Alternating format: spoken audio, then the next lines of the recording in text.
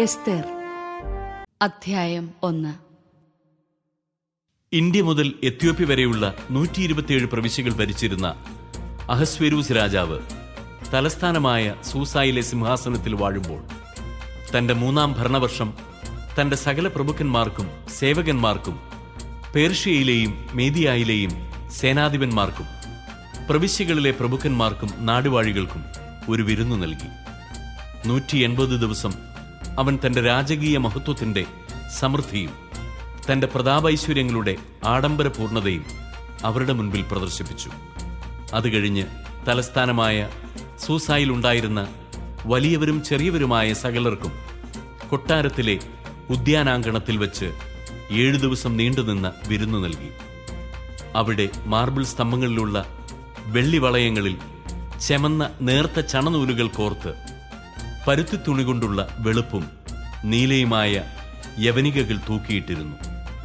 അമൃതശില, വെണ്ണക്കല്ല്, മുത്തിച്ചിപ്പി, രത്നക്കല്ലുകൾ ഇവ പടുത്ത് വർണ്ണശബളമാക്കിയ തളത്തിൽ പൊന്നുകൊണ്ടും വെള്ളികൊണ്ടും നിർമ്മിച്ച തൽപ്പങ്ങളും ഉണ്ടായിരുന്നു.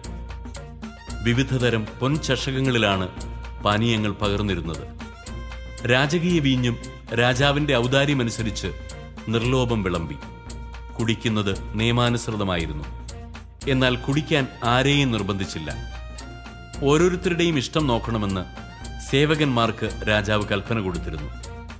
അഹസ്വേരൂസ് രാജാവിന്റെ കൊട്ടാരത്തിലെ സ്ത്രീകൾക്ക് വാഴ്ത്തി രാജ്ഞിയും ഒരു വിരുന്നു നൽകി.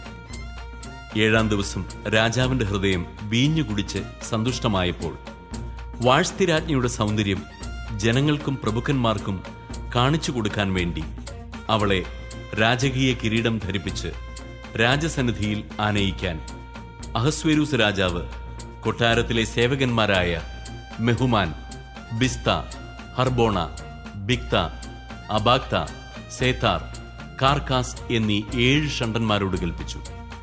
രാജ്ഞി കാഴ്ചയ്ക്ക് വളരെ അഴകുള്ളവളായിരുന്നു.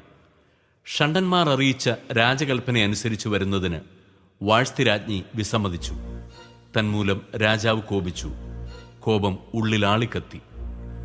നിയമത്തിലും ന്യായത്തിലും പാണ്ഡിത്യമുള്ളവരോട് ആലോചന ചോദിക്കുക രാജാവിന് പതിവായിരുന്നു. തന്റെ മുഖഭാവം ശ്രദ്ധിച്ചുകൊണ്ടിരുന്ന പേർഷ്യയിലെയും മേദിയായിലെയും പ്രഭുക്കന്മാരായ കർഷേന, ഷെത്താർ, അത്മാഥ, താർഷീഷ്, മേരസ്, മർസേന, മെമുക്കാൻ എന്നീ ജ്ഞാനികളും പ്രഭുക്കന്മാരുമായ 7 പേരോട് രാജാവ് ആരാഞ്ഞു. നിയമമനുസരിച്ച് വാഴ്ത്തി രാജ്ഞിയോട് എന്താണ് ചെയ്യേണ്ടത്? അഹസ്വേരൂസ് രാജാവ് ഷണ്ഡന്മാർ മുഖേന അറിയിച്ച കൽപ്പന അവൾ അനുസരിച്ചില്ല. അപ്പോൾ മെമുക്കാൻ രാജാവിനോടും പ്രഭുക്കന്മാരോടുമായി പറഞ്ഞു, രാജാവിനോട് മാത്രമല്ല, പ്രഭുക്കന്മാരോടും അഹസ്വേരൂസ് രാജാവിൻ്റെ എല്ലാ പ്രവിശ്യകളിലും നിന്നുള്ള സകല ജനങ്ങളോടുമാണ് വാഴ്ത്തി രാജ്ഞി തെറ്റു ചെയ്തിരിക്കുന്നത്. രാജ്ഞിയുടെ ഈ പ്രവൃത്തി എല്ലാ സ്ത്രീകളും അറിയുകയും ഭർത്താക്കന്മാരെ അവർ അവജ്ഞയോടെ വീക്ഷിക്കുന്നതിന് ഇടയാകുകയും ചെയ്യും. അവർ പറയും, തൻ്റെ മുൻപിൽ വരാൻ അഹസ്വേരൂസ് രാജാവ് വാഴ്ത്തി രാജ്ഞിയോട് ആജ്ഞാപിച്ചു, അവൾ ചെന്നില്ല. രാജ്ഞിയുടെ പെരുമാറ്റത്തെപ്പറ്റി കേട്ട പേർഷ്യയിലെയും മേദിയായിലെയും വനിതകൾ അതിനെപ്പറ്റി ഇന്ന് തന്നെ രാജാവിൻ്റെ സകല പ്രഭുക്കന്മാരോടും പറയും. അങ്ങനെ എങ്ങും വലിയ അവജ്ഞയും അമർഷവും ഉണ്ടാകും. രാജാവിനു ഹിതമെങ്കിൽ വാഴ്ത്തി ഇനി ഒരിക്കലും അഹസ്വേരൂസ് രാജാവിൻ്റെ മുൻപിൽ വരരുതെന്ന് ഒരു രാജശാസനം പുറപ്പെടുവിച്ച് അതിന് മാറ്റം വരാതിരിക്കത്തക്ക വിധം അത് പേർഷ്യക്കാരുടെയും മേദിയാക്കാരുടെയും നിയമങ്ങളിൽ എഴുതട്ടെ. രാജ്ഞീപദം അവളേക്കാൾ ശ്രേഷ്ഠയായ ഒരുവൾക്ക് രാജാവ് നൽകുകയും ചെയ്യട്ടെ. അപ്രകാരം രാജകൽപ്പന വിസ്തൃതമായ രാജ്യത്തെങ്ങും വിളംബരം ചെയ്യുമ്പോൾ സകല സ്ത്രീകളും വലിയവരും ചെറിയവരും തങ്ങളുടെ ഭർത്താക്കന്മാരെ ബഹുമാനിക്കും. ഈ ഉപദേശം രാജാവിനും പ്രഭുക്കന്മാർക്കും ഇഷ്ടപ്പെട്ടു. മെമുക്കാൻ നിർദ്ദേശിച്ചതുപോലെ രാജാവ് ചെയ്തു. പുരുഷന്മാർ വീടുകളിൽ നാഥന്മാരായിരിക്കണമെന്ന് രാജാവ് തന്റെ സകല പ്രവിശ്യകളിലേക്കും എഴുത്തുകൾ അയച്ചു. ഓരോ പ്രവിശ്യയ്ക്കും അതിന്റെ ലിപിയിലും ഓരോ ജനതയ്ക്കും അതിന്റെ ഭാഷയിലുമാണ് എഴുതിയത്. അധ്യായം 2. കോപം ശമിച്ചപ്പോൾ അഹസ്വേരൂസ് രാജാവ് വാഴ്ത്തിയെയും അവളുടെ പ്രവൃത്തിയെയും അവൾക്കെതിരെ പുറപ്പെടുവിച്ച കൽപ്പനയെയും ഓർത്തു. രാജാവിനെ സേവിച്ചിരുന്ന ഭൃത്യന്മാർ പറഞ്ഞു, സൗന്ദര്യമുള്ള യുവകന്യകമാരെ രാജാവിനു വേണ്ടി അന്വേഷിക്കട്ടെ. രാജ്യത്തെ സകല പ്രവിശ്യകളിലും രാജാവ് സേവകന്മാരെ നിയമിച്ചാലും അവർ സ്ത്രീകളുടെ ചുമതല വഹിക്കുന്നവനും രാജാവിൻ്റെ ഷണ്ഡനുമായ ഹെഗായിയുടെ നേതൃത്വത്തിൽ തലസ്ഥാനമായ സുസായിലെ അന്തഃപുരത്തിൽ സൗന്ദര്യമുള്ള സകല യുവകന്യകമാരെയും കൊണ്ടുവരട്ടെ. അവർക്ക് വേണ്ട ലേപന വസ്തുക്കളും കൊടുക്കട്ടെ. രാജാവിന് ഇഷ്ടപ്പെടുന്ന കന്യക വാഷ്തിക്ക് പകരം രാജ്ഞിയാകട്ടെ. ഇത് രാജാവിന് ഇഷ്ടപ്പെട്ടു. അവൻ അങ്ങനെ ചെയ്തു. തലസ്ഥാനമായ സൂസായിൽ മൊർദെഖായി എന്ന ഒരു യഹൂദനുണ്ടായിരുന്നു. അവൻ ബെഞ്ചമിൻ ഗോത്രജനായ കിഷിന്റെ മകൻ ഷിമേയിയുടെ മകനായ ജായീറിന്റെ മകനായിരുന്നു. ബാബിലോൺ രാജാവായ നബൂഖദ്നേസർ യൂദാ രാജാവായ യെക്കോണിയായോടൊപ്പം ജെറുസലേമിൽ നിന്ന് തടവുകാരായി കൊണ്ടുപോയവരുടെ കൂട്ടത്തിൽ അവനും ഉൾപ്പെട്ടിരുന്നു. അവൻ തന്റെ പിതൃ സഹോദരന്റെ മകളായ ഹദാസായെ എസ്തേറിനെ വളർത്തിയിരുന്നു. അവൾക്ക് അപ്പനും അമ്മയും ഇല്ലായിരുന്നു. ആ യുവതി രൂപവതിയും സുമുഖിയുമായിരുന്നു. മാതാപിതാക്കൾ മരിച്ച അവളെ മൊർദെഖായി സ്വന്തം മകളായി സ്വീകരിച്ചു. രാജാവ് വിളംബരം ചെയ്ത കൽപ്പനയനുസരിച്ച് തലസ്ഥാനമായ സൂസായിൽ കൊണ്ടുവന്ന് സ്ത്രീകളുടെ ചുമതല വഹിക്കുന്ന ഹെഗായിയെ ഏൽപ്പിച്ച അനേകം കന്യകമാരുടെ കൂട്ടത്തിൽ എസ്തേറുമുണ്ടായിരുന്നു. അവളെ അവൻ ഇഷ്ടപ്പെടുകയും അവൾ അവന്റെ പ്രീതി നേടുകയും ചെയ്തു. അവൻ അവൾക്കാവശ്യമായ സുഗന്ധതൈലങ്ങളും ഭക്ഷണവും രാജകൊട്ടാരത്തിൽ നിന്ന് തിരഞ്ഞെടുത്ത 7 തോഴിമാരെയും കൊടുത്തു. അവൾക്കും തോഴിമാർക്കും അന്തഃപുരത്തിലെ ഏറ്റവും നല്ല സ്ഥലം നൽകി. തന്റെ വംശമോ കുലമോ എസ്തേർ ആർക്കും വെളിപ്പെടുത്തിയില്ല. അതാരോടും പറയരുതെന്ന് മൊർദെഖായി അവളോട് കൽപ്പിച്ചിരുന്നു. എസ്തേറിന് സുഖമാണോ എന്നറിയാൻ മൊർദെഖായി ദിവസവും അന്തഃപുരത്തിന്റെ മുൻവശത്തു കൂടെ നടക്കുമായിരുന്നു. യുവതികളുടെ സൗന്ദര്യവർദ്ധനത്തിന് 6 മാസം മീറാ തൈലവും 6 മാസം സുഗന്ധദ്രവ്യങ്ങളും ലേപനങ്ങളും കൊണ്ടുള്ള പരിചരണ പരിപാടി നിശ്ചയിച്ചിരുന്നു. ഈ 12 മാസം കഴിഞ്ഞ് ഓരോ യുവതിയും തവണയനുസരിച്ച് അഹസ്വേരൂസ് രാജാവിന്റെ അടുത്തേക്ക് ചെന്നു. ഓരോ യുവതിയും രാജസന്നിധിയിലേക്ക് പോകുമ്പോൾ താൻ ആഗ്രഹിക്കുന്നതെന്തും അന്തഃപുരത്തിൽ നിന്ന് രാജകൊട്ടാരത്തിലേക്ക് കൊണ്ടുപോകാൻ അനുവദിച്ചിരുന്നു. സന്ധ്യയ്ക്ക് അവൾ പോയിട്ട് രാവിലെ ഉപനാരികളുടെ മേൽവിചാരകനും രാജാവിന്റെ ഷണ്ഡനുമായ ഷാഷ്ഗസിന്റെ കീഴിലുള്ള അന്തഃപുരത്തിലേക്ക് മടങ്ങും. രാജാവിന് അവളിൽ പ്രീതി തോന്നുകയും അവളെ പേര് ചൊല്ലി വിളിക്കുകയും ചെയ്തില്ലെങ്കിൽ അവൾ വീണ്ടും രാജസന്നിധിയിൽ പോവുകയില്ല. മൊർദെഖായിയുടെ പിതൃവ്യനായ അബിഹായിലിന്റെ മകളും അവൻ മകളായി ദത്തെടുത്തവളുമായ എസ്തേർ രാജസന്നിധിയിൽ ചെല്ലാനുള്ള തവണ വന്നപ്പോൾ രാജസ്ത്രീകളുടെ ചുമതലക്കാരനും രാജാവിന്റെ ഷണ്ഡനുമായ ഹെഗായി നിർദ്ദേശിച്ചവയല്ലാതെ മറ്റൊന്നും ആവശ്യപ്പെട്ടില്ല. കാണുന്നവരുടെ എല്ലാം പ്രീതി എസ്തേർ നേടിയിരുന്നു. രാജാവിന്റെ 7-ാം ഭരണവർഷം 10-ാം മാസം, അതായത് തേബത്ത് മാസം, കൊട്ടാരത്തിൽ അഹസ്വേരൂസ് രാജാവിന്റെ അടുത്തേക്ക് എസ്തേറിനെ കൊണ്ടുപോയി. രാജാവ് മറ്റെല്ലാ സ്ത്രീകളെയും കാൾ കൂടുതൽ എസ്തേറിനെ സ്നേഹിച്ചു. അവന്റെ മുൻപിൽ സകല കന്യകമാരെയും കാൾ അധികം അവൾ പ്രീതിയും ആനുകൂല്യവും നേടി.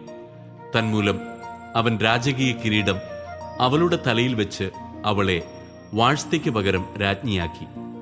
അനന്തരം രാജാവ് എസ്തേറിന്റെ പേരിൽ തന്റെ എല്ലാ പ്രഭുക്കന്മാർക്കും സേവകന്മാർക്കും ഒരു വലിയ വിരുന്നു നൽകി. അവൻ പ്രവിശ്യകളുടെ നികുതികളിൽ ഇളവ് വരുത്തി. തന്റെ രാജകീയ ഔദാര്യത്തിനൊത്തവിധം സമ്മാനങ്ങൾ കൊടുക്കുകയും ചെയ്തു. 2-ാം പ്രാവശ്യം കന്യകമാരെ വിളിച്ചുകൂട്ടിയപ്പോൾ മൊർദെഖായി കൊട്ടാരവാതിൽക്കൽ ഇരിക്കുകയായിരുന്നു. എസ്തേറാകട്ടെ മൊർദെഖായി കൽപ്പിച്ചതനുസരിച്ച് തന്റെ വംശമോ കുലമോ വെളിപ്പെടുത്തിയിരുന്നില്ല. മൊർദെഖായി തന്നെ വളർത്തിയിരുന്ന കാലത്തെ പോലെ തന്നെ ഇപ്പോഴും എസ്തേർ അവനെ അനുസരിച്ചിരുന്നു. ആ നാളുകളിൽ മൊർദെഖായി കൊട്ടാരവാതിൽക്കൽ ഇരിക്കുമ്പോൾ വാതിൽ കാവൽക്കാരും രാജാവിന്റെ ഷണ്ഡന്മാരുമായ ബിക്താനും തേരെഷും കോപം പൂണ്ട് അഹസ്വേരൂസ് രാജാവിനെ വധിക്കാൻ ആലോചിച്ചു. ഇക്കാര്യം മൊർദെഖായി അറിയുകയും അവനത് എസ്തേർ രാജ്ഞിയോട് പറയുകയും ചെയ്തു. എസ്തേർ അത് മൊർദെഖായിക്ക് വേണ്ടി രാജാവിനെ അറിയിച്ചു. അന്വേഷിച്ചപ്പോൾ അത് ശരിയാണെന്ന് കണ്ടു. ആ 2 പേരും കഴിവിലേറ്റപ്പെട്ടു. രാജസാന്നിധ്യത്തിൽ ഇത് ദിനവൃത്താന്ത പുസ്തകത്തിൽ രേഖപ്പെടുത്തി. അധ്യായം 3. എല്ലാ ജനതകളും ആ ദിവസത്തേക്ക് തയ്യാറായിരിക്കാൻ വേണ്ടി ഈ രേഖയുടെ പകർപ്പ് രാജശാസനമായി എല്ലാ പ്രവിശ്യകളിലും എത്തിച്ച് വിളംബരം ചെയ്യേണ്ടിയിരിക്കുന്നു.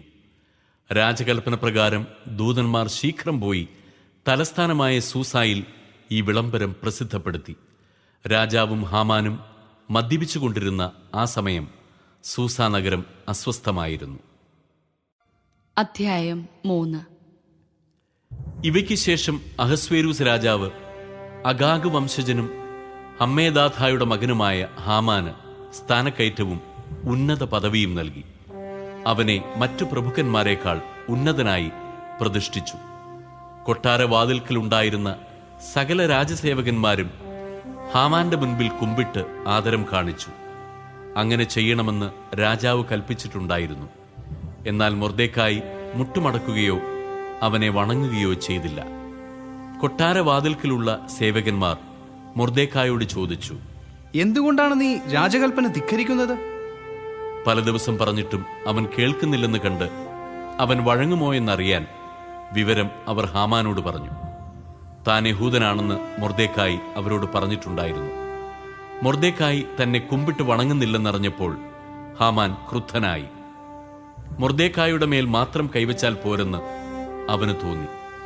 മൊർദെഖായിയുടെ വംശമെന്ന് അവൻ അറിഞ്ഞിരുന്ന യഹൂദരെ മുഴുവൻ അഹസ്വേരൂസിന്റെ രാജ്യത്ത് നിന്ന് നിർമൂലനം ചെയ്യണമെന്ന് ഹാമാൻ ആഗ്രഹിച്ചു. അഹസ്വേരൂസ് രാജാവിന്റെ 12-ാം ഭരണവർഷം ആദ്യമാസമായ നീസാൻ മാസം ഹാമാന്റെ മുൻപിൽ വെച്ച് അവർ ദിനം തോറും കുറിയിട്ടു. 12-ാം മാസമായ ആദാർ വരെ അവർ 1 മാസവും മുടങ്ങാതെ അത് തുടർന്നു. പിന്നെ ഹാമാൻ അഹസ്വേരൂസ് രാജാവിനോട് പറഞ്ഞു, നിന്റെ രാജ്യത്തെ സകല പ്രവിശ്യകളിലെയും ജനങ്ങളുടെ ഇടയിൽ ചിന്നിച്ചിതറിക്കിടക്കുന്ന ഒരു വംശമുണ്ട്. അവരുടെ നിയമങ്ങൾ മറ്റു ജനതകളുടേതിൽ നിന്നും ഭിന്നമാണ്. അവർ രാജാവിന്റെ നിയമങ്ങൾ പാലിക്കുന്നില്ല. അവരെ വച്ചു പുലർത്തുന്നത് രാജാവിന് നല്ലതാണെന്ന് തോന്നുന്നില്ല. രാജാവിന് ഇഷ്ടമെങ്കിൽ അവരെ നശിപ്പിക്കാൻ കൽപ്പിച്ചാലും ഞാൻ അതിനുവേണ്ടി ഭണ്ഡാരത്തിലേക്ക് രാജാവിന്റെ കാര്യവിചാരകന്മാരുടെ പക്കൽ 10,000 താലന്ത് വെള്ളി നൽകാം.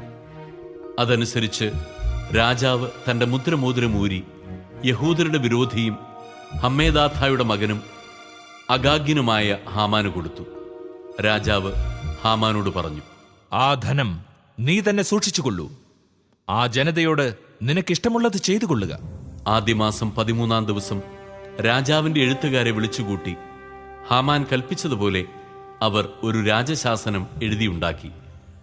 രാജപ്രതിനിധികൾക്കും സകല പ്രവിശ്യകളിലെയും നാടുവാഴികൾക്കും എല്ലാ ജനതകളുടെയും പ്രഭുക്കന്മാർക്കും ഓരോ പ്രവിശ്യയ്ക്കും അതതിന്റെ ലിപിയിലും ഓരോ ജനതയ്ക്കും അതതിന്റെ ഭാഷയിലും അഹസ്വേരൂസ് രാജാവിന്റെ നാമത്തിൽ എഴുതി രാജമോതിരം കൊണ്ട് അതിൽ മുദ്രവെച്ചു. സകല യഹൂദരെയും യുവാക്കന്മാരെയും വൃദ്ധന്മാരെയും സ്ത്രീകളെയും കുട്ടികളെയും 12-ാം മാസമായ ആദാർ മാസം 13-ാം തീയതി ഒറ്റ ദിവസം കൊണ്ട് നശിപ്പിക്കുന്നതിനും കൊല്ലുന്നതിനും വംശനാശം വരുത്തുന്നതിനും അവരുടെ വസ്തുക്കൾ കൊള്ളയടിക്കുന്നതിനും രാജാവിന്റെ സകല പ്രവിശ്യകളിലേക്കും ദൂതന്മാർ വഴി കത്തുകൾ അയച്ചു. അധ്യായം 4. ഈ സംഭവം അറിഞ്ഞ മൊർദെഖായി വസ്ത്രം കീറി ചാക്കുടുത്ത് ചാരം പൂശി അത്യുച്ചത്തിൽ ദയനീയമായി നിലവിളിച്ചുകൊണ്ട് നഗരമധ്യത്തിലേക്ക് ചെന്നു. അവൻ രാജാവിന്റെ പടിവാതിലോളം ചെന്നു നിന്നു. കാരണം ചാക്കുവസ്ത്രമുടുത്ത് ആർക്കും രാജാവിന്റെ വാതിൽ കടന്നുകൂടായിരുന്നു. രാജകൽപ്പനയും വിളംബരവും എത്തിയ എല്ലാ പ്രവിശ്യകളിലും യഹൂദരുടെ ഇടയിൽ ഉപവാസവും കരച്ചിലും നിലവിളിയുമുണ്ടായി. ഏറെപ്പേരും ചാക്കുടുത്ത് ചാരത്തിൽ കിടന്നു.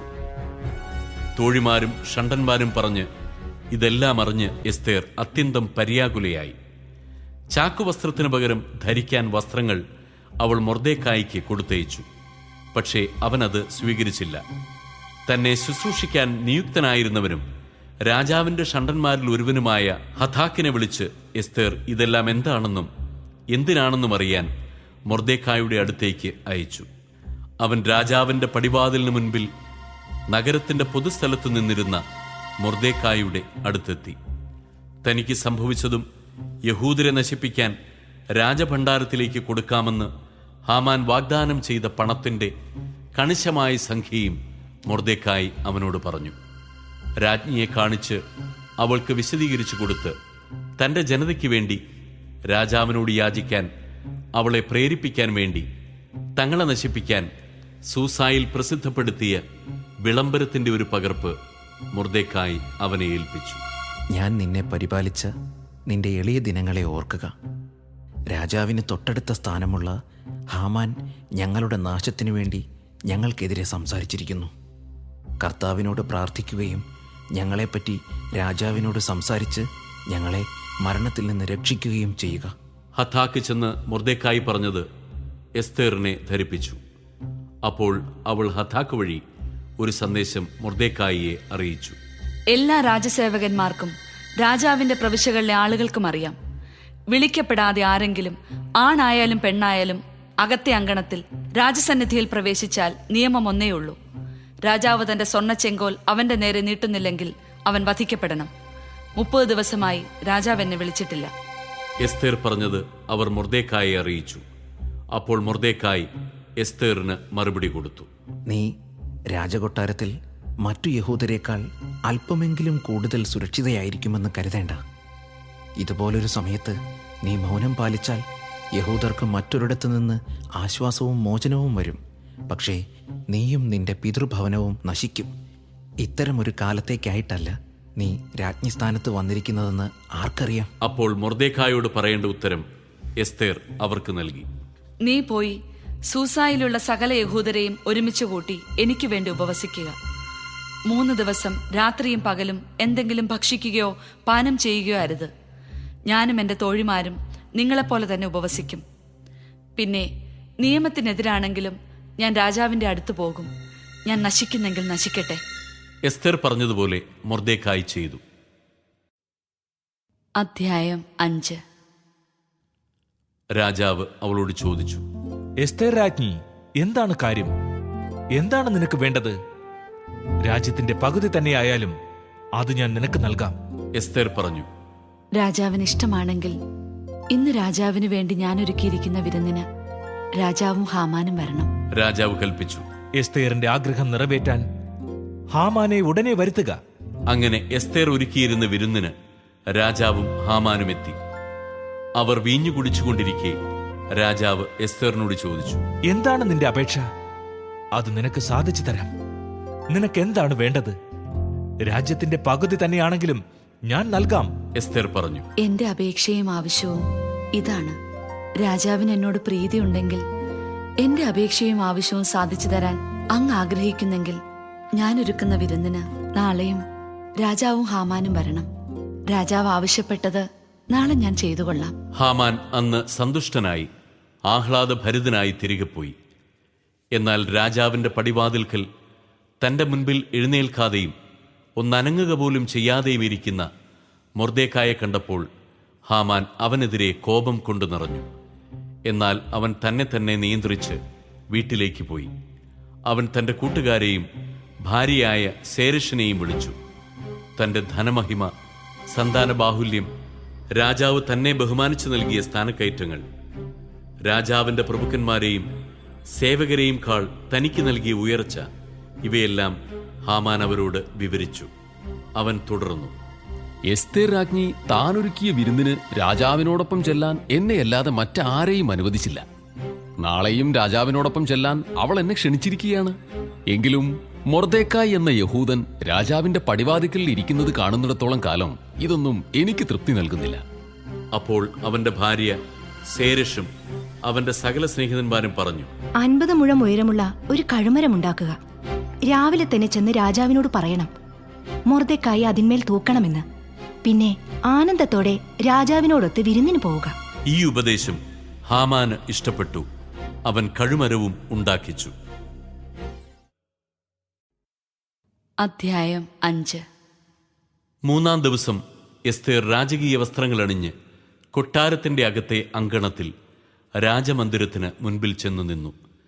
രാജാവ് കൊട്ടാരത്തിൽ വാതിലിന് നേരെ സിംഹാസനത്തിൽ ഇരിക്കുകയായിരുന്നു. എസ്തേർ രാജ്ഞി അങ്കണത്തിൽ നിൽക്കുന്നത് രാജാവ് കണ്ടു. അവൻ അവളിൽ പ്രസാദിച്ചു. തന്റെ കയ്യിലിരുന്ന സ്വർണ്ണച്ചെങ്കോൽ അവൻ അവളുടെ നേരെ നീട്ടി. എസ്തേർ അടുത്തു ചെന്ന് ചെങ്കോലിന്റെ അഗ്രം തൊട്ടു. അധ്യായം 6. ആ രാത്രി രാജാവിന് ഉറങ്ങാൻ കഴിഞ്ഞില്ല. സ്മരണാർഹമായ സംഭവങ്ങൾ രേഖപ്പെടുത്തിയ ദിനവൃത്താന്ത ഗ്രന്ഥം കൊണ്ടുവരാൻ അവൻ കൽപ്പന കൊടുത്തു. അവ രാജാവ് വായിച്ചു കേട്ടു. പടിവാതിൽ കാവൽക്കാരും രാജാവിൻ്റെ ഷണ്ടന്മാരുമായ ബിഗ്താനയും തേരഷും അഹസ്വേരൂസ് രാജാവിനെ വധിക്കാൻ ശ്രമിച്ചതും അക്കാര്യം മൊർദെഖായി അറിയിച്ചതും അതിലെഴുതിയിരിക്കുന്നത് കണ്ടു. അപ്പോൾ രാജാവ് ചോദിച്ചു, ഇതിനെന്ത് ബഹുമതിയും എന്ത് സ്ഥാനവുമാണ് മൊർദെഖായിക്ക് നൽകിയത്? രാജാവിനെ ശുശ്രൂഷിച്ചിരുന്ന സേവകന്മാർ പറഞ്ഞു. അവനൊന്നും കൊടുത്തില്ല. രാജാവ് കൽപ്പിച്ചു, അങ്കണത്തിൽ ആരുണ്ട്? മൊർദെഖായിക്ക് വേണ്ടി തയ്യാറാക്കപ്പെട്ട കഴുമരത്തിൽ അവനെ തൂക്കാൻ രാജാവ് കൽപ്പിക്കണമെന്ന് പറയാൻ വന്ന ഹാമാൻ കൊട്ടാരത്തിന് പുറത്തെ അങ്കണത്തിൽ നിന്ന് അപ്പോൾ പ്രവേശിച്ചതേയുള്ളൂ. രാജാവിന്റെ സേവകന്മാർ പറഞ്ഞു, അങ്കണത്തിൽ ഹാമാനുണ്ട്.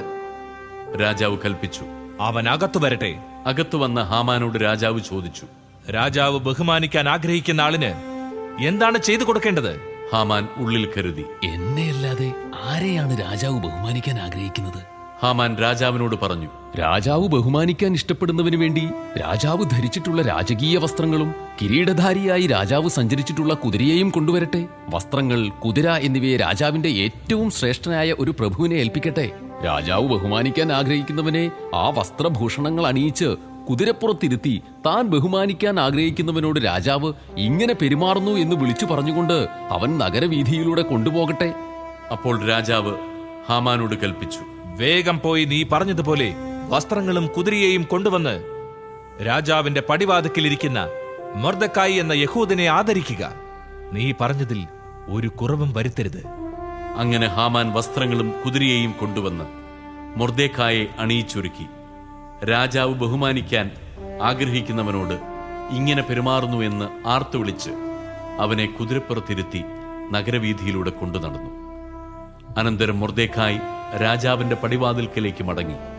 ഹാമാനാകട്ടെ വിലപിച്ചുകൊണ്ടും മുഖം മൂടിക്കൊണ്ടും സ്വഭവനത്തിലേക്ക് ഓടിപ്പോയി. തനിക്ക് സംഭവിച്ചതെല്ലാം ഹാമാൻ തന്റെ ഭാര്യയായ സേരഷിനോടും കൂട്ടുകാരോടും പറഞ്ഞു. അപ്പോൾ അവന്റെ ഉപദേഷ്ടാക്കളും ഭാര്യ സേരഷും പറഞ്ഞു, നീ ആരുടെ മുൻപിൽ നിന്റെ പതനം ആരംഭിച്ചുവോ? ആ മൊർദെഖായി യഹൂദ ജനതയിൽപ്പെട്ടവനാണെങ്കിൽ അവനെതിരെ പിടിച്ചു നിൽക്കാൻ നിനക്കാവുകയില്ല. നീ അവന്റെ മുൻപിൽ വീഴും, തീർച്ച. അവർ സംസാരിച്ചിരിക്കുമ്പോൾ തന്നെ രാജാവിന്റെ ഷണ്ടന്മാർ വന്ന് എസ്തേർ ഒരുക്കിയിരുന്ന വിരുന്നിനായി ഹാമാനെ വേഗം കൂട്ടിക്കൊണ്ടുപോയി. അധ്യായം 7. രാജാവും ഹാമാനും എസ്തേർ രാജ്ഞി ഒരുക്കിയ വിരുന്നിന് ചെന്നു. 2-ാം ദിവസം അവർ വീഞ്ഞു കുടിച്ചുകൊണ്ടിരിക്കെ രാജാവ് എസ്തേറിനോട് വീണ്ടും ചോദിച്ചു, എസ്തേർ രാജ്ഞി, നിന്റെ അപേക്ഷ എന്ത്? അത് നിനക്ക് ലഭിക്കും. എന്താണ് നിന്റെ ആവശ്യം? രാജ്യത്തിന്റെ പകുതി തന്നെ ആയാലും ശരി, അത് ഞാൻ നൽകാം. എസ്തേർ രാജ്ഞി പറഞ്ഞു, രാജാവേ, അങ്ങ് എന്നിൽ സംപ്രീതനാണെങ്കിൽ, രാജാവിന് ഇഷ്ടമാണെങ്കിൽ എന്റെ ജീവൻ രക്ഷിക്കണമെന്നാണ് എന്റെ അപേക്ഷ. എന്റെ ജനത്തെ രക്ഷിക്കണമെന്നതാണ് എന്റെ ആവശ്യം. നശിപ്പിക്കപ്പെടാനും കൊല്ലപ്പെടാനും നിർമൂലനം ചെയ്യപ്പെടാനും ഞാനും എന്റെ ജനവും വിൽക്കപ്പെട്ടവരാണ്. ഞങ്ങൾ സ്ത്രീകളും പുരുഷന്മാരും വെറും അടിമകളായിട്ടാണ് വിൽക്കപ്പെട്ടിരുന്നതെങ്കിൽ ഞാൻ സമാധാനം വെടിയുകയില്ലായിരുന്നു.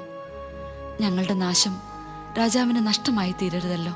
അഹസ്വേരൂസ് രാജാവ് എസ്തേർ രാജ്ഞിയോട് ചോദിച്ചു, ഇത് ചെയ്യാൻ ധൈര്യപ്പെട്ടവനാർ? അവൻ എവിടെ? എസ്തേർ പറഞ്ഞു, വൈരിയും ശത്രുവും ദുഷ്ടനായ ഈ ഹാമാൻ തന്നെ. അപ്പോൾ ഹാമാൻ രാജാവിന്റെയും രാജ്ഞിയുടെയും മുൻപിൽ ഭയന്നു വിറച്ചു. രാജാവ് വിരുന്നു നിർത്തി കോപിച്ചെഴുന്നേറ്റ് രാജകീയോദ്യാനത്തിലേക്ക് പോയി. എന്നാൽ ഹാമാൻ എസ്തേർ രാജ്ഞിയോട് തന്റെ ജീവൻ യാചിക്കാൻ അവിടെ നിന്നു. കാരണം തനിക്ക് രാജാവ് തിന്മ വിധിച്ചിരിക്കുന്നെന്ന് അവന് മനസ്സിലായി. എസ്തേർ ഇരുന്നിരുന്ന തൽപ്പത്തിൽ ഹാമാൻ വീഴുന്നത് കണ്ടുകൊണ്ടാണ് രാജാവ് ഉദ്യാനത്തിൽ നിന്ന് വീഞ്ഞു കുടിച്ചിരുന്ന സ്ഥലത്തേക്ക് മടങ്ങി വന്നത്. അവൻ ചോദിച്ചു, എന്റെ കൊട്ടാരത്തിൽ വച്ച്, എന്റെ മുൻപിൽ വച്ച് അവൻ രാജ്ഞിയെ ആക്രമിക്കുമോ? ഈ വാക്കുകൾ രാജാവ് ഉച്ചരിച്ച ഉടനെ അവർ ഹാമാന്റെ മുഖം മൂടി. രാജാവിനെ സേവിച്ചിരുന്ന ഷണ്ടന്മാരിൽ ഒരാളായ ഹർബോണ പറഞ്ഞു, രാജാവിനെ രക്ഷിച്ച മൊർദെഖായിക്ക് വേണ്ടി ഹാമാൻ തയ്യാറാക്കിയ 50 മുഴം ഉയരമുള്ള കടുമരം അവന്റെ വീട്ടിൽ നിൽക്കുന്നു. രാജാവ് കൽപ്പിച്ചു, അവനെ അതിൽ തന്നെ തൂക്കുക. അങ്ങനെ മൊർദെഖായിക്ക് വേണ്ടി ഹാമാൻ തയ്യാറാക്കിയ കഴുമരത്തിൽ അവനെ അവർ തൂക്കി. രാജാവിന്റെ കോപം ശമിച്ചു. അധ്യായം 8. ഈ എഴുത്തിന്റെ ഒരു പകർപ്പ് ഒരു കൽപ്പനയായി എല്ലാ പ്രവിശ്യകളിലും പ്രസിദ്ധീകരിക്കുകയും ജനതകളുടെ ഇടയിൽ വിളംബരം ചെയ്യുകയും വേണ്ടിയിരുന്നു. ആ ദിവസം യഹൂദർ തങ്ങളെ ആക്രമിക്കുന്ന ശത്രുക്കൾക്കെതിരെ പ്രതികാരം ചെയ്യാൻ തയ്യാറാകേണ്ടിയിരുന്നു. അതുകൊണ്ട് രാജാവിൻ്റെ സേവനത്തിന് ഉപയോഗിച്ചിരുന്ന വേഗമേറിയ കുതിരയുടെ പുറത്ത് രാജകൽപ്പനയനുസരിച്ച് ദൂതന്മാർ ശീഘ്രം പുറപ്പെട്ടു. വിളംബരം തലസ്ഥാനമായ സൂസായിൽ പ്രസിദ്ധപ്പെടുത്തി. സൂസാ നഗരമാകെ ആർപ്പു വിളിക്കുകയും ആഹ്ലാദിക്കുകയും ചെയ്യവേ, മൊർദെഖായി നീലയും വെള്ളയുമായ രാജകീയ വസ്ത്രവും ഒരു വലിയ സ്വർണ്ണക്കിരീടവും നേരിയ ചണനൂൽ കൊണ്ടുള്ള ചെമന്ന മേലങ്കിയും അണിഞ്ഞ് രാജസന്നിധിയിൽ നിന്ന് പുറപ്പെട്ടു. യഹൂദർ പ്രസന്നരായി. അവർക്ക് സന്തുഷ്ടിയും ആനന്ദവും ബഹുമാനവും കൈവന്നു. രാജകൽപ്പനയും വിളംബരവും എത്തിയ സകല പ്രവിശ്യകളിലും നഗരങ്ങളിലും യഹൂദർ സന്തോഷിക്കുകയും ആഹ്ലാദിക്കുകയും ചെയ്തു.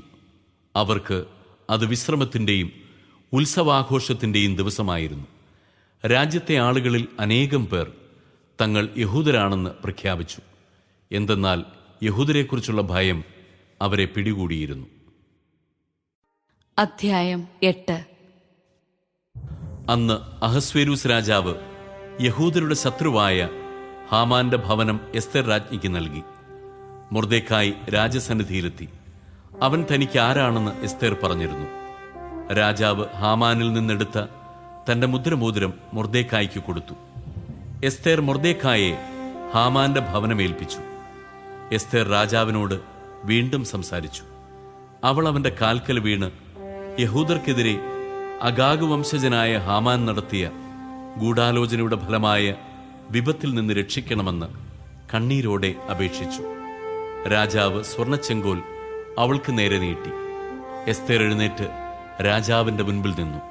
അവൾ പറഞ്ഞു, രാജാവിന് ഇഷ്ടമാണെങ്കിൽ, എന്നോട് പ്രീതിയുണ്ടെങ്കിൽ, ശരിയെന്ന് തോന്നുന്നെങ്കിൽ, അങ്ങേക്ക് ഞാൻ പ്രിയപ്പെട്ടവളാണെങ്കിൽ, രാജാവിന്റെ സകല പ്രവിശ്യകളിലുമുള്ള യഹൂദരെ നശിപ്പിക്കാൻ വേണ്ടി ഹമ്മേദാഥായുടെ മകനും അഗാഗ് വംശജനുമായ ഹാമാൻ ഉണ്ടാക്കിയ എഴുത്തുകൾ പിൻവലിക്കുന്നൊരു കൽപ്പന പുറപ്പെടുവിച്ചാലും എങ്ങനെയാണ് ഞാൻ എൻ്റെ ജനത്തിന്റെ നാശം കണ്ടിരിക്കുക? ബന്ധുജനങ്ങളുടെ നാശം ഞാൻ എങ്ങനെ സഹിക്കും? അപ്പോൾ അഹസ്വേരൂസ് രാജാവ് എസ്തേർ രാജ്ഞിയോടും യഹൂദനായ മൊർദെഖായോടും പറഞ്ഞു, ഇതാ ഹാമാന്റെ ഭവനം ഞാൻ എസ്തേറിന് വിട്ടുകൊടുത്തിരിക്കുന്നു. യഹൂദരെ വധിക്കാൻ ഉദ്യമിച്ചതുകൊണ്ട് അവർ അവനെ കഴിവിലേറ്റി. യഹൂദരുടെ കാര്യത്തിൽ നിങ്ങൾക്കിഷ്ടമുള്ളതുപോലെ രാജാവിന്റെ നാമത്തിൽ എഴുതുകയും രാജാവിന്റെ മോതിരം കൊണ്ട് മുദ്രവെക്കുകയും ചെയ്യുക. രാജനാമത്തിൽ എഴുതപ്പെട്ട് രാജമോതിരത്താൽ മുദ്രവയ്ക്കപ്പെടുന്ന വിളംബരം ആർക്കും ദുർബലമാക്കാനാവുകയില്ല. അക്കാലത്ത് 3-ാം മാസം സിവാൻ മാസം 23-ാം ദിവസം രാജാവിന്റെ എഴുത്തുകാരെ വിളിച്ചു വരുത്തി ഇന്ത്യ മുതൽ എത്യോപ്യ വരെയുള്ള 127 പ്രവിശ്യകളിലെ ഭരണാധിപന്മാർക്കും ദേശാധിപതികൾക്കും പ്രഭുക്കന്മാർക്കും യഹൂദരെ സംബന്ധിച്ച് മൊർദെഖായി കൽപ്പിച്ചതൊക്കെയും അനുസരിച്ച് ഒരു കൽപ്പന എഴുതി അയച്ചു. ഓരോ പ്രവിശ്യയ്ക്കും അതിന്റെ ലിപിയിലും ഓരോ ജനതയ്ക്കും അതിന്റെ ഭാഷയിലുമാണ് അത് എഴുതിയത്. ഇത് അഹസ്വേരൂസ് രാജാവിന്റെ നാമത്തിൽ എഴുതി മുദ്രവെച്ചു. രാജാവിന്റെ ലായത്തിൽ വളർന്നവയും രാജകീയ ആവശ്യങ്ങൾക്ക് ഉപയോഗിച്ചിരുന്നവയും വേഗതയേറിയവയുമായ കുതിരകളുടെ പുറത്തു കയറി ദൂതന്മാർ കത്തുകൾ കൊണ്ടുപോയി. അഹസ്വേരൂസ് രാജാവിന്റെ സകല പ്രവിശ്യകളിലും 12-ാം മാസമായ ആദാർ 13-ാം ദിവസം ഓരോ നഗരത്തിലും യഹൂദർ ഒരുമിച്ചു കൂടാനും തങ്ങളെ ആക്രമിക്കുന്ന ഏത് പ്രവിശ്യയുടെയും ജനതയുടെയും ആയുധസജ്ജമായ ശക്തിയെ ചെറുക്കാനും അവരെ കുട്ടികളും സ്ത്രീകളുമടക്കം നശിപ്പിക്കാനും കൊല്ലാനും അവരുടെ വസ്തുക്കൾ കൊള്ളയടിക്കാനും പ്രസ്തുത കത്തുകൾ വഴി രാജാവ് യഹൂദർക്ക് അനുവാദം നൽകി. അധ്യായം 9. 12-ാം മാസമായ ആദാർ 13-ാം ദിവസം രാജാവിന്റെ കൽപ്പനയും വിളംബരവും നിർവഹിക്കപ്പെടേണ്ട ആ ദിവസം യഹൂദരെ കീഴടക്കാമെന്ന് അവരുടെ ശത്രുക്കൾ പ്രതീക്ഷിച്ചിരുന്ന ആ ദിവസം യഹൂദർ തങ്ങളുടെ ശത്രുക്കളുടെ മേൽ വിജയം നേടുന്ന ദിവസമായി മാറി. അഹസ്വേരൂസിന്റെ എല്ലാ പ്രവിശ്യകളിലും തങ്ങളുടെ നഗരങ്ങളിൽ യഹൂദർ തങ്ങളുടെ നാശം ആഗ്രഹിച്ചിരുന്നവരെ വധിക്കാൻ ഒരുമിച്ചുകൂടി. ആർക്കും അവർക്കെതിരെ നിലകൊള്ളാൻ കഴിഞ്ഞില്ല. കാരണം അവരെക്കുറിച്ചുള്ള ഭയം അത്ര കണ്ട് എല്ലാ ജനതകളെയും ബാധിച്ചിരുന്നു. പ്രവിശ്യകളിലെ എല്ലാ പ്രഭുക്കന്മാരും ദേശാധിപതികളും നാടുവാഴികളും രാജസേവകന്മാരും യഹൂദരെ സഹായിച്ചു. കാരണം അവർ മൊർദെഖായെ ഭയന്നു. മൊർദെഖായി രാജാവിന്റെ ഭവനത്തിൽ ഉന്നതനായിരുന്നു. അവന്റെ കീർത്തി സകല പ്രവിശ്യകളിലും വ്യാപിച്ചു. അങ്ങനെ മൊർദെഖായി കൂടുതൽ കൂടുതൽ ശക്തനായി തീർന്നു.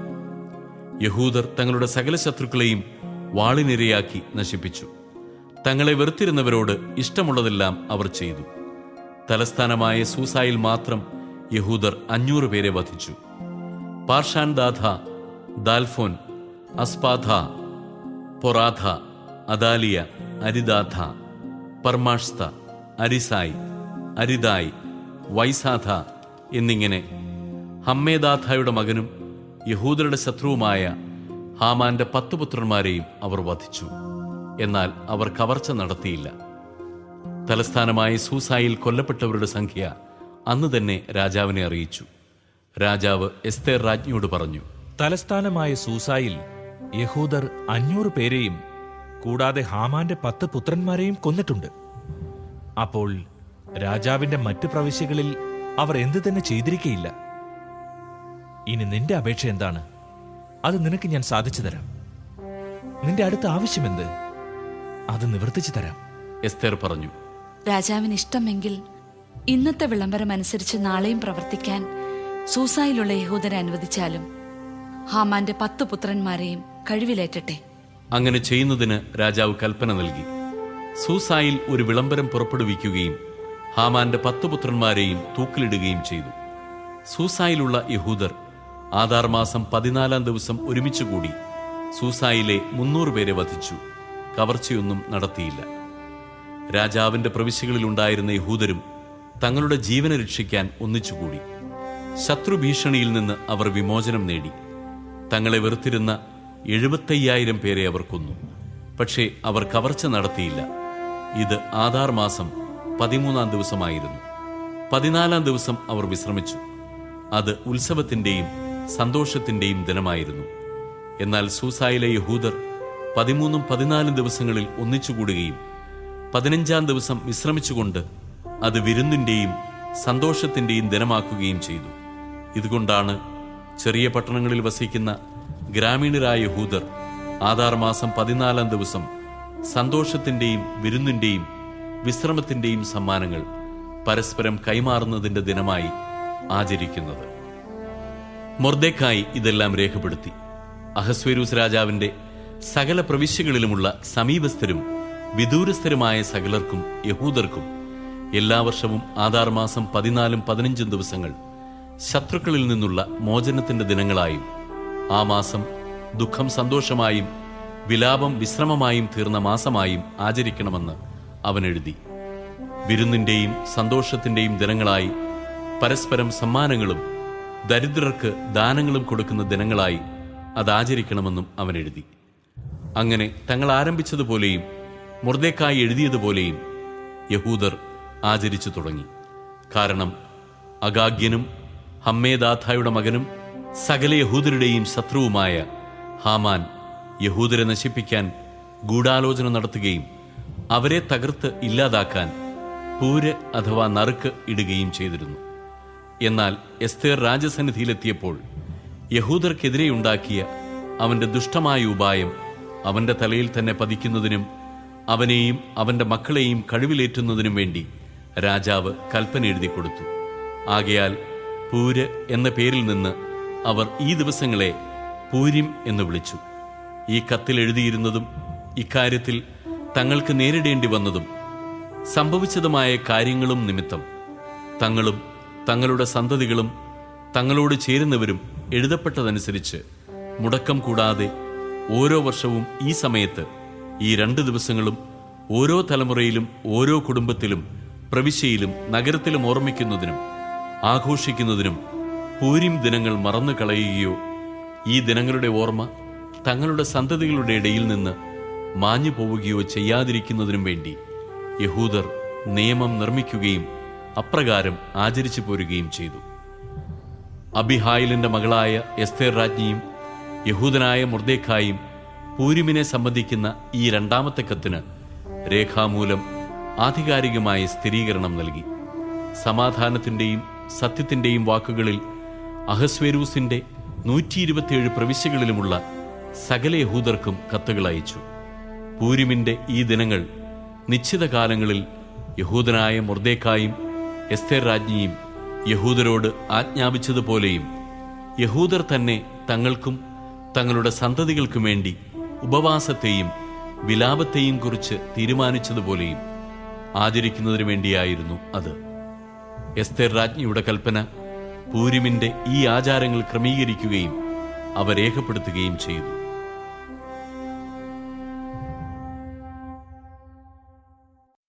അധ്യായം 10. അഹസ്വേരൂസ് രാജാവ് ദേശത്തും തീരപ്രദേശങ്ങളിലും കരം ചുമത്തി. അവന്റെ വീരപ്രവൃത്തികളും മൊർദെഖായിക്ക് നൽകിയ ഉന്നത സ്ഥാനങ്ങളുടെ വിവരവും മേദിയായിലെയും പേർഷ്യയിലെയും രാജാക്കന്മാരുടെ ദിനവൃത്താന്തത്തിൽ എഴുതപ്പെട്ടിട്ടുണ്ടല്ലോ. യഹൂദനായ മൊർദെഖായി അഹസ്വേരൂസ് രാജാവിന് തൊട്ടടുത്ത സ്ഥാനമുള്ളവനും യഹൂദരുടെ ഇടയിൽ ഉന്നതനും തന്റെ വിപുലമായ സഹോദരഗണത്തിന് സുസമ്മതനുമായിരുന്നു.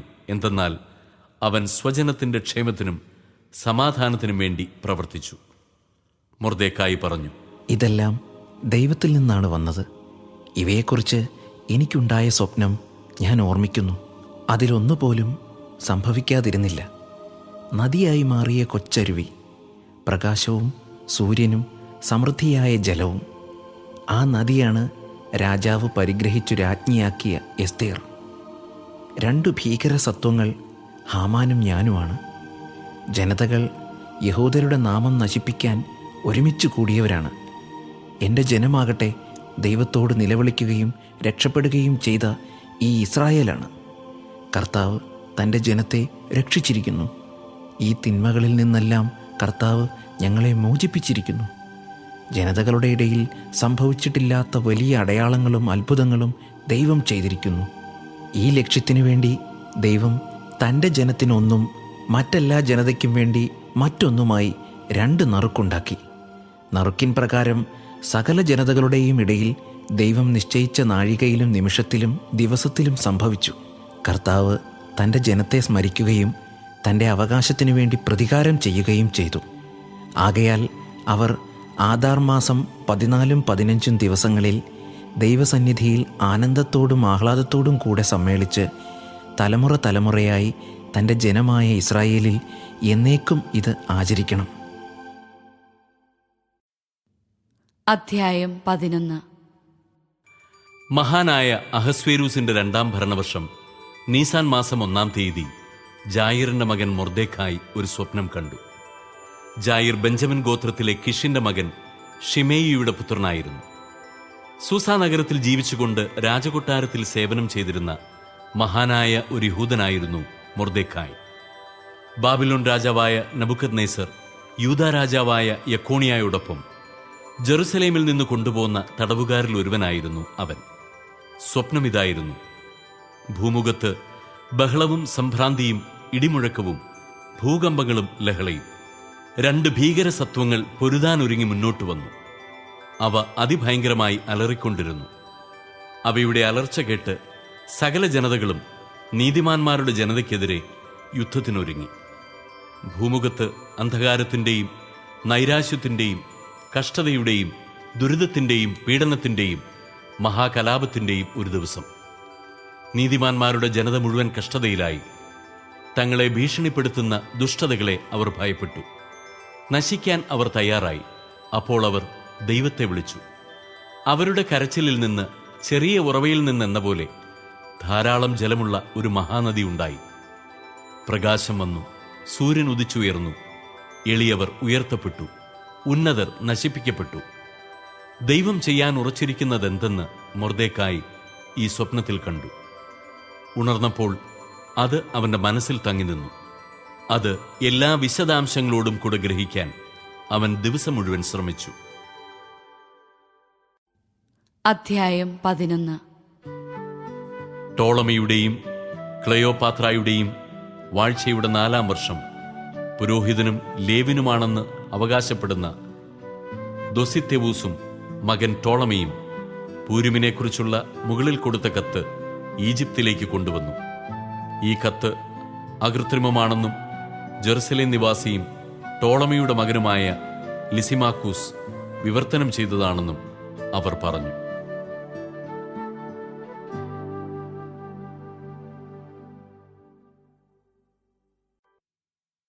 അധ്യായം 12.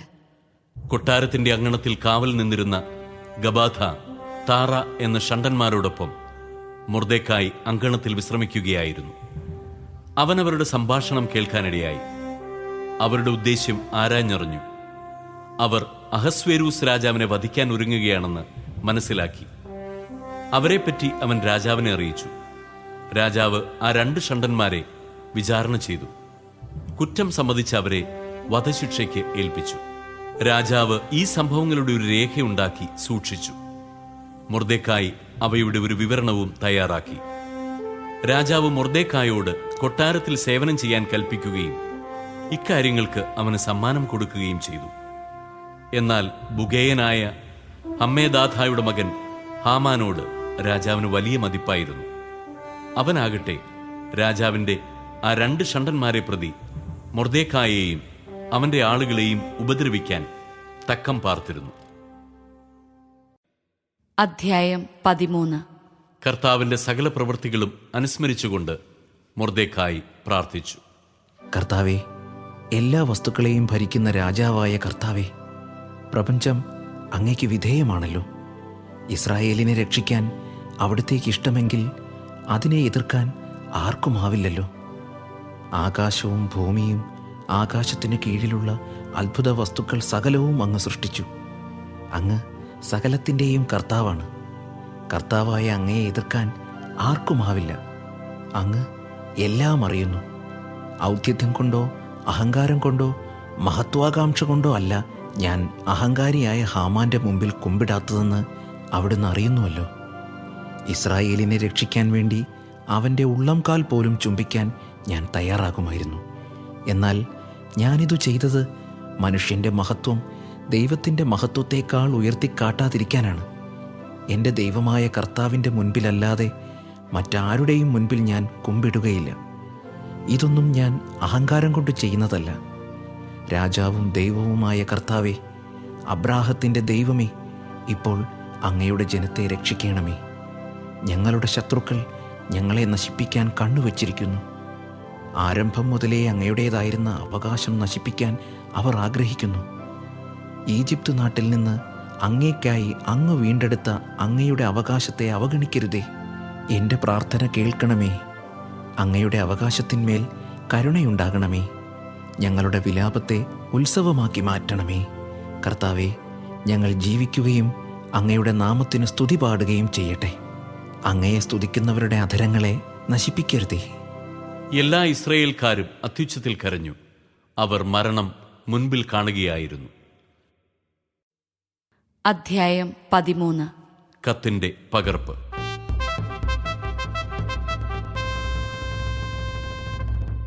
അഹസ്വേരൂസ് മഹാരാജാവ് ഇന്ത്യ മുതൽ എത്യോപ്യ വരെയുള്ള 127 പ്രവിശ്യകളിലെ ഭരണാധിപന്മാർക്കും അവരുടെ കീഴിലുള്ള നാടുവാഴികൾക്കും എഴുതുന്നത്. അനേക ജനതകളുടെ ഭരണാധിപനും ഭൂമി മുഴുവന്റെയും യജമാനനുമായ ഞാൻ അധികാര നാട്യം നടത്തി എന്നെ തന്നെ ഉയർത്തുകയല്ല ചെയ്തത്. പ്രത്യുത എല്ലായ്പ്പോഴും ന്യായയുക്തമായും ദയാപൂർവകമായുമാണ് പ്രവർത്തിച്ചിട്ടുള്ളത്.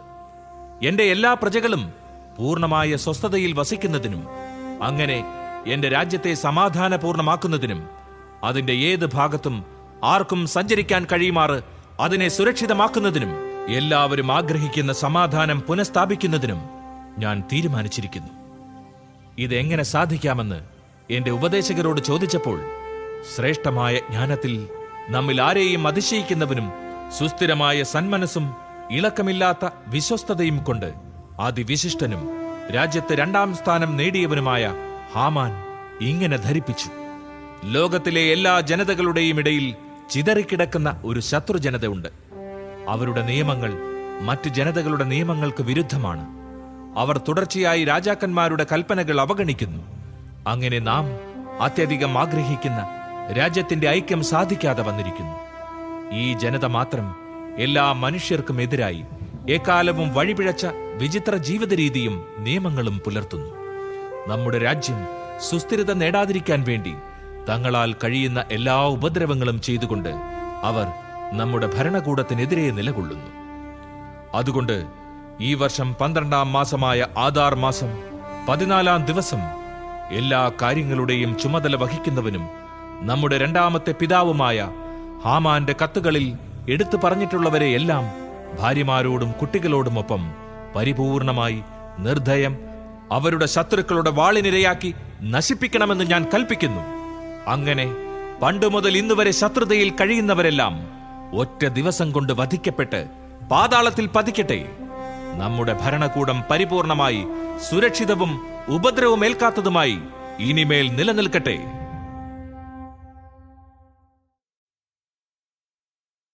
അധ്യായം 14. എസ്തേർ രാജ്ഞി മരണതുല്യമായ ഉത്കണ്ഠയ്ക്ക് അധീനയായി കർത്താവിങ്കിലേക്ക് ഓടി. അവൾ വസ്ത്രാഡംബരങ്ങൾ ഉപേക്ഷിച്ച് ദുഃഖത്തിൻ്റെയും വിലാപത്തിൻ്റെയും വസ്ത്രം ധരിച്ചു. വിലയേറിയ സുഗന്ധവസ്തുക്കൾക്ക് പകരം ചാരവും ചാണകവും കൊണ്ട് അവൾ തലമൂടി. ശരീരത്തെ അത്യന്തം എളിമപ്പെടുത്തി. അലങ്കരിക്കാൻ ഇഷ്ടപ്പെട്ടിരുന്ന ശരീരഭാഗങ്ങൾ താറുമാറായ തലമുടി കൊണ്ട് മറച്ചു. അവൾ ഇസ്രായേലിന്റെ ദൈവമായ കർത്താവിനോട് പ്രാർത്ഥിച്ചു. എന്റെ കർത്താവേ, അങ്ങ് മാത്രമാണ് ഞങ്ങളുടെ രാജാവ്. അങ്ങല്ലാതെ മറ്റൊരു തുണയില്ലാത്ത ഏകയായി എന്നെ സഹായിക്കണമേ. അപകടം എന്റെ കൈപ്പാട്ടിലെത്തിയിരിക്കുന്നു. കർത്താവേ, അങ്ങ് സകല ജനതകളിലും നിന്ന് ഇസ്രായേലിനെ തിരഞ്ഞെടുത്തുവെന്നും ഞങ്ങളുടെ പിതാക്കന്മാരെ അവരുടെ എല്ലാ പൂർവികന്മാരിലും നിന്ന് ഒരു ശാശ്വത അവകാശമായി തിരഞ്ഞെടുത്തുവെന്നും അവരോട് വാഗ്ദാനം ചെയ്തതെല്ലാം അങ്ങ് നിറവേറ്റിയെന്നും ജനനം മുതൽ ഞാൻ കുടുംബഗോത്രത്തിൽ പറഞ്ഞു കേട്ടിട്ടുണ്ട്. ഇപ്പോൾ ഞങ്ങൾ അവിടുത്തെ മുൻപിൽ പാപം ചെയ്തിരിക്കുന്നു. അങ്ങ് ഞങ്ങളെ ഞങ്ങളുടെ ശത്രുക്കളുടെ കരങ്ങളിൽ ഏൽപ്പിച്ചു കൊടുത്തു. കാരണം ഞങ്ങൾ അവരുടെ ദേവന്മാരെ മഹത്വപ്പെടുത്തി. കർത്താവെ, അങ്ങ് നീതിമാനാണ്. ഞങ്ങൾ അതികഠിനമായ അടിമത്തം അനുഭവിക്കുന്നത് കൊണ്ട് മാത്രം അവരിപ്പോൾ തൃപ്തരാകുന്നില്ല. അങ്ങ് കൽപ്പിച്ചവയെ ഇല്ലാതാക്കാനും അങ്ങയുടെ അവകാശം നശിപ്പിക്കാനും അങ്ങയെ സ്തുതിക്കുന്നവരുടെ അധരങ്ങളെ തടയാനും അങ്ങയുടെ ബലിപീഠത്തിലെ അഗ്നി കെടുത്താനും അങ്ങയുടെ ഭവനത്തിന്റെ മഹത്വം ഇല്ലാതാക്കാനും വ്യർത്ഥ വിഗ്രഹങ്ങൾക്ക് സ്തുതി പാടാൻ ജനതകളുടെ അധരങ്ങൾ തുറക്കാനും മർത്യനായ ഒരു രാജാവിനെ എന്നേക്കും മഹത്വപ്പെടുത്താനും അവർ തങ്ങളുടെ വിഗ്രഹങ്ങളോട് ഉടമ്പടി ചെയ്തിരിക്കുന്നു. കർത്താവെ, അസ്തിത്വമില്ലാത്ത ഒന്നിന് അങ്ങയുടെ ചെങ്കോൽ അടിയറ വയ്ക്കരുതേ. ഞങ്ങളുടെ പതനത്തിൽ ഞങ്ങളെ പരിഹസിക്കാൻ അവരെ അനുവദിക്കരുതേ. അവരുടെ പദ്ധതി അവർക്കെതിരെ തിരിക്കണമേ. ഞങ്ങൾക്കെതിരെ ഇങ്ങനെ തുനിഞ്ഞവനെ മറ്റുള്ളവർക്കൊരു പാഠമാക്കണമേ. കർത്താവെ, അങ്ങ് ഇതെല്ലാം ഓർക്കണമേ. ഞങ്ങളുടെ ഈ കഷ്ടദിനങ്ങളിൽ അങ്ങ് അങ്ങയെ വെളിപ്പെടുത്തണമേ. ദേവന്മാരുടെ രാജാവേ, സകല അധികാരത്തിന്റെയും അധിപനെ, എനിക്ക് ധൈര്യം പകരണമേ. സിംഹത്തിന്റെ മുൻപിൽ എനിക്ക് ഭാഷണ ചാതുര്യം നൽകണമേ. ഞങ്ങൾക്കെതിരെ പൊരുതുന്നവനെ വെറുക്കേണ്ടതിന് അവന് മനം മാറ്റം വരുത്തണമേ. ശത്രുവും അവനോട് ചേർന്നവരും നശിക്കട്ടെ. ഞങ്ങളെ അങ്ങയുടെ കരത്താൽ രക്ഷിക്കണമേ. കർത്താവെ, അങ്ങല്ലാതെ മറ്റൊരു തുണയില്ലാത്ത ഏകയായി എന്നെ സഹായിക്കണമേ. അങ്ങ് എല്ലാം അറിയുന്നുവല്ലോ. ഞാൻ ദുഷ്ടന്മാരുടെ പ്രതാപത്തെയും അപരിച്ഛേദിതന്റെയും വിദേശിയുടെയും കിടക്കയെയും വെറുക്കുന്നുവെന്ന് അങ്ങേക്കറിയാമല്ലോ. അപരിഹാര്യമായ എൻ്റെ അവസ്ഥ അങ്ങ് അറിയുന്നു. ജനമധ്യത്തിൽ പ്രത്യക്ഷപ്പെടുമ്പോൾ ശിരസിൽ അണിയുന്ന എൻ്റെ ഉന്നത സ്ഥാനത്തിൻ്റെ ചിഹ്നത്തെ ഞാൻ വെറുക്കുന്നു. ഞാൻ അതിനെ മലിനമായ പഴന്തുണി പോലെ വെറുക്കുന്നു. ഔദ്യോഗികമല്ലാത്ത അവസരങ്ങളിൽ ഞാനത് ധരിക്കുന്നില്ല. അങ്ങയുടെ ദാസി ഹാമാന്റെ മേശയിൽ നിന്ന് ഭക്ഷിച്ചിട്ടില്ല. രാജാവിൻ്റെ വിരുന്നുകളെ ഞാൻ ബഹുമാനിച്ചിട്ടില്ല. വിഗ്രഹാർപ്പിതമായ വീഞ്ഞ് ഞാൻ കുടിച്ചിട്ടില്ല. അബ്രഹാത്തിന്റെ ദൈവമായ കർത്താവെ, എന്നെ ഇവിടെ കൊണ്ടുവന്ന നാൾ മുതൽ ഇതുവരെ അങ്ങിലല്ലാതെ ഈ ദാസിക്ക് ആനന്ദമില്ലായിരുന്നു. എല്ലാറ്റിനെയും ഭരിക്കുന്ന ദൈവമേ, ആശയറ്റവരുടെ ശബ്ദം കേൾക്കണമേ. തിന്മ ചെയ്യുന്നവരുടെ കരങ്ങളിൽ നിന്ന് ഞങ്ങളെ രക്ഷിക്കണമേ. എന്നെ ഭയത്തിൽ നിന്ന് മോചിപ്പിക്കണമേ.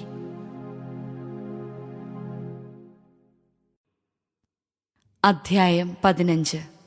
3-ാം ദിവസം പ്രാർത്ഥന തീർന്നപ്പോൾ അവൾ പ്രാർത്ഥനാവേളയിലെ വസ്ത്രം മാറ്റി മൂടിയുള്ള വസ്ത്രം ധരിച്ചു. രാജകീയമായ അലങ്കാരങ്ങൾ അണിഞ്ഞ് എല്ലാം കാണുന്ന രക്ഷകനായ ദൈവത്തിന്റെ സഹായം വിളിച്ചപേക്ഷിച്ച് 2 തോഴിമാരെയും കൂട്ടി അവൾ നടന്നു. ഒരുവളുടെ മേൽ അവൾ മൃദുവായി ചാരി. അപര പിന്നിൽ നീണ്ടുകിടക്കുന്ന വസ്ത്രത്തിന്റെ അഗ്രം ഉയർത്തിപ്പിടിച്ചിരുന്നു. അവികല സൗന്ദര്യം കൊണ്ട് അവൾ പ്രശോഭിച്ചു. സ്നേഹവും സന്തുഷ്ടിയും മുഖത്ത് പ്രകടിപ്പിച്ചിരുന്നെങ്കിലും അവളുടെ ഹൃദയം ഭീതി കൊണ്ട് മരവിച്ചിരുന്നു. വാതിലുകൾ ഓരോന്നായി കടന്ന് അവൾ രാജാവിന്റെ മുൻപിൽ ചെന്നു നിന്നു. സ്വർണവും അമൂല്യ രത്നങ്ങളും കൊണ്ട് പൊതിഞ്ഞ സിംഹാസനത്തിൽ രാജാവ് രാജകീയ വസ്ത്രങ്ങൾ അണിഞ്ഞ് ഇരിക്കുകയായിരുന്നു. അവന്റെ ദർശനം ഭീതി ഉളവാക്കുന്നതായിരുന്നു. തേജസ് കൊണ്ട് അരുണമയാർന്ന മുഖമുയർത്തി അവൻ ഉഗ്രകോപത്തോടെ അവളെ നോക്കി. രാജ്ഞിയാകെ തളർന്നുപോയി. വിളറി ബോധം കെട്ട അവൾ തന്റെ മുൻപിൽ നടക്കുന്ന തോഴിയുടെ ചുമലിലേക്ക് മറഞ്ഞു. അപ്പോൾ രാജാവിന്റെ ഭാവം ദൈവം ശാന്തമാക്കി. അവൻ പരിഭ്രമത്തോടെ സിംഹാസനത്തിൽ നിന്ന് ചാടി എഴുന്നേറ്റ് അവൾക്ക് ബോധം തെളിയും വരെ തന്റെ കരങ്ങളിൽ താങ്ങി. സാന്ത്വന വചസ്സുകളാൽ അവളെ ആശ്വസിപ്പിച്ചുകൊണ്ട് അവൻ ചോദിച്ചു, എസ്തേർ, എന്താണിത്? ഞാൻ നിന്റെ സഹോദരനാണ്. ധൈര്യമായിരിക്കൂ, നീ മരിക്കുകയില്ല. കാരണം നമ്മുടെ നിയമം പ്രജകൾക്ക് മാത്രമേ ബാധകമാവൂ. അടുത്തു വരിക. അവൻ സ്വർണച്ചെങ്കോലുയർത്തി അവളുടെ കഴുത്തിൽ തൊട്ടു. അവൻ അവളെ ആലിംഗനം ചെയ്തുകൊണ്ട് പറഞ്ഞു, എന്നോട് പറയൂ. അവൾ പറഞ്ഞു, എന്റെ നാഥ, അങ്ങയെ ഞാൻ കണ്ടത് ദൈവത്തിന്റെ ദൂതനെ പോലെയാണ്. അങ്ങനെ എന്റെ ഹൃദയം അങ്ങയുടെ മഹത്വത്തോടുള്ള ഭീതി നിമിത്തം പിടഞ്ഞുപോയി. എന്റെ നാഥ, അങ്ങ് അത്ഭുത പുരുഷൻ തന്നെ. അങ്ങയുടെ മുഖം തേജസ്സുറ്റതാണ്. സംസാരിച്ചുകൊണ്ട് നിൽക്കെ അവൾ മോഹാലസ്യപ്പെട്ടു വീണു. രാജാവ് അത്യന്തം പരിഭ്രമിച്ചു. അവന്റെ ദാസന്മാർ അവളെ ആശ്വസിപ്പിക്കാൻ ശ്രമിച്ചു. അധ്യായം 16. കത്തിന്റെ പകർപ്പ്.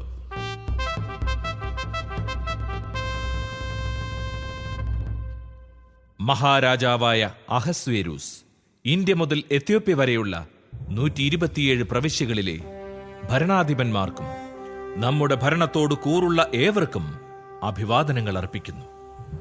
ഉപകാരികൾ എത്ര വലിയ കാരുണ്യത്തോടെ ബഹുമാനിക്കുന്നുവോ അത്രയധികം പലരും അഹങ്കരിക്കുന്നു. അവർ നമ്മുടെ പ്രജകളെ ഞെരുക്കാൻ ശ്രമിക്കുക മാത്രമല്ല, ഐശ്വര്യം കണ്ട് സഹിക്കാനാവാതെ തങ്ങളുടെ ഉപകാരികൾക്കെതിരെ ഗൂഢാലോചന നടത്തുകയും ചെയ്യുന്നു. കൃതജ്ഞതാഭാവം മനുഷ്യനിൽ നിന്ന് നീക്കിക്കളയുന്നു. കൂടാതെ നന്മയറിയാത്തവരുടെ വീമ്പടി കേട്ട് അവർ ഇളകി വശാകുന്നു. എല്ലാം എപ്പോഴും കാണുന്നവനും തിന്മ വെറുക്കുന്നവനുമായ ദൈവത്തിന്റെ നീതിയിൽ നിന്ന് രക്ഷപ്പെടാമെന്ന് സങ്കല്പിക്കുന്നു. പലപ്പോഴും അധികാര സ്ഥാനങ്ങളിൽ നിയുക്തരായവർ നിഷ്കളങ്ക രക്തം ചൊരിയുന്നതിൽ ഭാഗികമായി ഉത്തരവാദികളായിട്ടുണ്ട്. പൊതുക്കാര്യങ്ങളുടെ ഭരണമേൽപ്പിക്കപ്പെട്ടിട്ടുള്ള സ്നേഹിതന്മാരുടെ പ്രേരണ നിമിത്തം അപരിഹാര്യമായ ദുരിതങ്ങൾ അവർ വരുത്തിവെച്ചിട്ടുണ്ട്. ഇവർ തങ്ങളുടെ ദുസ്വഭാവത്തിൽ നിന്ന് വരുന്ന നീചമായ വഞ്ചന നിമിത്തം തങ്ങളുടെ പരമാധികാരികളുടെ ആത്മാർത്ഥമായ സന്മനസ്സിനെ കബളിപ്പിക്കുന്നു. അയോഗ്യമായി അധികാരം കൈയാളുന്നവരുടെ വിനാശകരമായ പെരുമാറ്റത്തിലൂടെ നടത്തിയ ദുഷ്ടതകൾ പുരാതന രേഖകളിൽ കാണുന്നതിലധികം നാം അടുത്ത കാലത്ത് നടത്തിയ അന്വേഷണങ്ങൾ കൊണ്ട് തെളിഞ്ഞിട്ടുണ്ട്. ഭാവിയിൽ നമ്മുടെ രാജ്യത്ത് എല്ലാ മനുഷ്യരുടെയും ഇടയിൽ ശാന്തിയും സമാധാനവും പുലരാൻ നാം കൂടുതൽ ശ്രദ്ധ ചെലുത്തും. അതിനായി നമ്മുടെ ഭരണരീതി മാറ്റുകയും എപ്പോഴും നമ്മുടെ കൺമുമ്പിലെത്തുന്ന കാര്യങ്ങൾ കൂടുതൽ സമഭാവന നിറഞ്ഞ പരിഗണനയോടെ വിധിക്കുകയും ചെയ്യും. ഹമ്മേദാഥയുടെ മകനും മക്കദോനിയക്കാരനും തീർച്ചയായും പേർഷ്യൻ രക്തത്തിന് അന്യനും നമ്മുടെ ദയയേതും തീണ്ടിയിട്ടില്ലാത്തവനുമായ ഹാമാൻ നമ്മുടെ അതിഥിയായി. ഇത്രയും കാലം എല്ലാ ജനതകളുടെയും നേരെ നമുക്കുള്ള സന്മനസ്സിന്റെ ഫലം അനുഭവിച്ചു. നാം അവനെ പിതാവെന്ന് വിളിക്കുകയും എല്ലാവരും എന്നും അവനെ രാജസിംഹാസനത്തിന്റെ 2ാം സ്ഥാനക്കാരനായി കുമ്പിട്ട് വണങ്ങുകയും ചെയ്തു പോന്നു. എന്നാൽ അഹങ്കാരമടക്കാനാവാതെ അവൻ നമ്മുടെ രാജ്യവും ജീവനും തട്ടിയെടുക്കാൻ തുനിഞ്ഞിറങ്ങി. കാപട്യവും കൗടില്യവും കൊണ്ട് അവൻ നമ്മുടെ രക്ഷകനും സ്ഥിരമുപകാരിയുമായ മൊർദെഖായിയെയും നമ്മുടെ നിഷ്കളങ്കയായ സഹധർമ്മിണി എസ്തേറിനെയും അവരോടൊപ്പം അവരുടെ ജനത്തെയും നശിപ്പിക്കാൻ അനുവാദം ചോദിച്ചു. ഇങ്ങനെ നാം അരക്ഷിതനാകുമെന്നും തൽഫലമായി രാജ്യം പേർഷ്യക്കാരിൽ നിന്ന് മക്കതോനിയക്കാരിലേക്ക് കൈമാറുമെന്നും അവൻ കരുതി. പക്ഷേ അഭിശപ്തനായ ഇവനാൽ പൂർണ്ണ നാശത്തിന് വിൽക്കപ്പെട്ട യഹൂദർ ദുഷ്ടത പ്രവർത്തിക്കുന്നവരല്ലെന്നും ഏറ്റവും നീതിയുക്തമായ നിയമങ്ങളാൽ നയിക്കപ്പെടുന്നവരാണെന്നും ഏറ്റവും ശക്തനായ ജീവിക്കുന്ന ദൈവമായ അത്യുന്നതന്റെ മക്കളാണെന്നും ഞാൻ കാണുന്നു. നമുക്കും നമ്മുടെ പിതാക്കന്മാർക്കും വേണ്ടി രാജ്യത്തെ ഏറ്റവും ഉത്തമമായ രീതിയിൽ നയിച്ചത് ആ ദൈവമാണ്. ആകയാൽ ഹമ്മേദാഥയുടെ മകൻ ഹാമാൻ അയച്ച കത്തുകൾ നടപ്പിലാക്കാതിരിക്കാൻ നിങ്ങൾ പ്രത്യേകം ശ്രദ്ധിക്കണം. കാരണം ഇതെല്ലാം ചെയ്ത അവനെ തന്റെ സകല ബന്ധുജനങ്ങളോടും കൂടെ സൂസായുടെ കവാടത്തിൽ കഴിവിലേറ്റിയിരിക്കുന്നു. എല്ലാറ്റിനെയും ഭരിക്കുന്ന ദൈവം അവൻ അർഹിച്ച ശിക്ഷ അവന്റെ മേൽ വേഗം വരുത്തിയിരിക്കുന്നു. ഈ കത്തിന്റെ ഒരു പകർപ്പ് എല്ലാവർക്കും കാണാൻ കഴിയും വിധം എല്ലായിടത്തും പതിക്കണം. തങ്ങളുടെ നിയമങ്ങൾ അനുസരിച്ച് ജീവിക്കാൻ യഹൂദരെ അനുവദിക്കണം. 12-ാം മാസമായ ആദാർ 13-ാം ദിവസം യഹൂദരെ നശിപ്പിക്കാൻ നിശ്ചയിച്ചിരുന്ന അതേ ദിവസം അവരെ ആക്രമിക്കാൻ ഒരുങ്ങുന്നവരുടെ പിടിയിൽ നിന്ന് രക്ഷ നേടാൻ വേണ്ട എല്ലാ സഹായങ്ങളും അവർക്ക് ചെയ്തു കൊടുക്കണം. എന്തെന്നാൽ എല്ലാറ്റിനെയും ഭരിക്കുന്ന ദൈവം താൻ തിരഞ്ഞെടുത്ത ജനതയ്ക്ക് നാശത്തിന്റെ ഈ ദിനത്തെ ആനന്ദത്തിന്റെ ദിനമായി മാറ്റിയിരിക്കുന്നു.